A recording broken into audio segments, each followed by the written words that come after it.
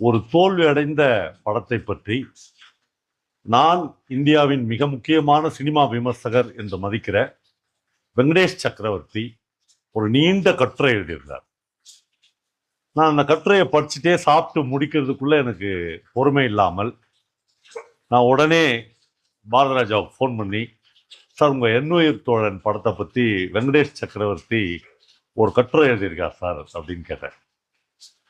அந்த படத்தை உயர்வா எழுதுகிறானா தாழ்வா எழுதுகிறானா அப்படின்னு கேட்டார்.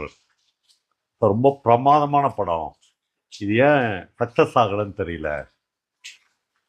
ஒரு தமிழ் சமூகத்தில் தமிழ்நாட்டினுடைய அரசியல் கட்சிகளில் சிக்கிக்கொண்ட ஒரு இளைஞன் எப்படியெல்லாம் சீரழிந்து போகிறான் என்பதுதான் அந்த படத்தினுடைய தீம். அதை ரொம்ப பிரமாதமா பாரதராஜா கையாண்டு இருக்கிறார். ஆனால் பல விஷயங்களை